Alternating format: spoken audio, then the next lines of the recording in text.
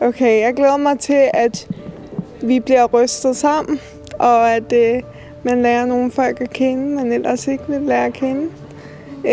Og på turen, jeg glæder mig til at se noget Paris, det er min yndlingsby.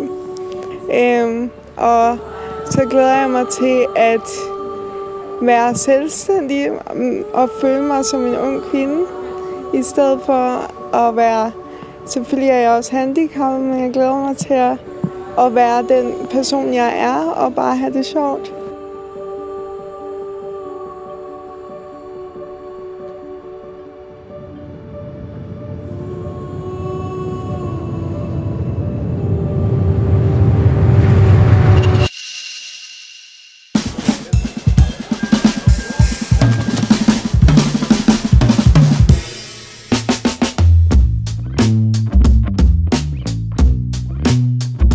Hvordan synes du, turen indtil videre har været hernede?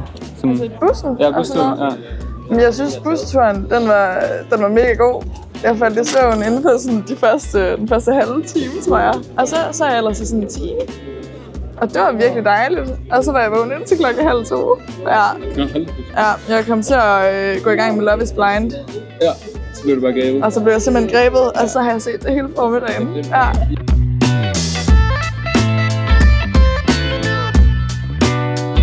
Nu tror jeg også bare sådan, især det der med at lige drikke noget vin, finde et eller andet hyggeligt sted ved en kanal, eller et eller andet, sådan lige sådan få en lille smagsprøve på, hvad Paris kan byde på.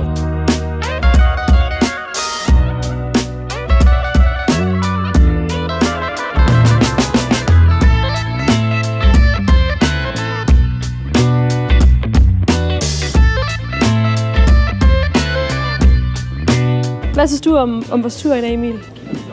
Jamen, jeg synes egentlig, at vores tur har været rigtig god. Ude at se Versailles. Ja. Det var første gang, jeg så det. Ja. Meget overvældende. Ja, der var mange mennesker.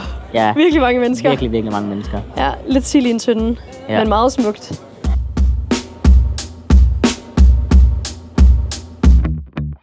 Guld gitterporte. Guld op i de der gobelinger, der er langs. Ja. Og store malerier. Altså bare stort glamourøs. Hvad var du kaldte det tidligere, Emil? Jeg ved ikke, hvad jeg kaldte det tidligere. Big Dick Energy. Ja. Ja, man kan nok godt tænke sig, at de konger dengang havde noget Big Dick Energy, de gerne ville vise frem. De skulle show. Det skal jo til åbningsceremonien. Det skal vi til Paralympiske Lege. Det bliver fedt. Spændt på, om de har arrangeret noget specielt.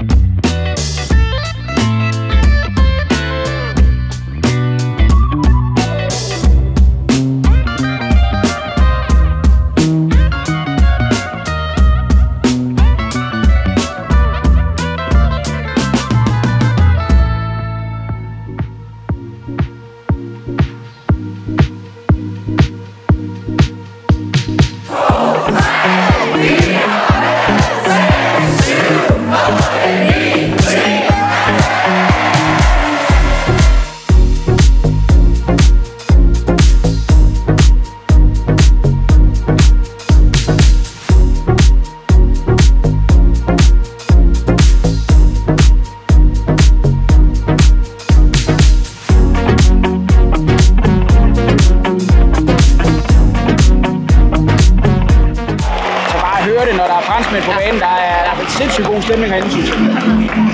Jeg synes også bare hele det der parløb, ikke med folk, der, altså det der med bare med længdespring nu her, så stiller en sig ned og forbereder, hvor langt man skal hen, før man hopper. Ja. Altså den der koordination imellem sådan hjælperen og den, der skal, både når de løber og med længdespring, det er vildt at se.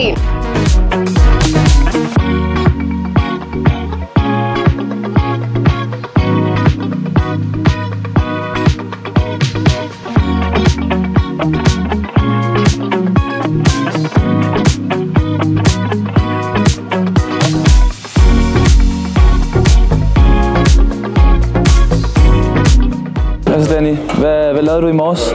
Jeg vågnede for at køre direkte ud til bussen. Og så afsted til stadion, hvor vi skulle se damerne svømme. Ja, paralympisk svømning. Ja, og der var god stemning. Og der var masser af tilskuere og publikum, og der blev klappet. Og masser af høj musik indimellem pauserne.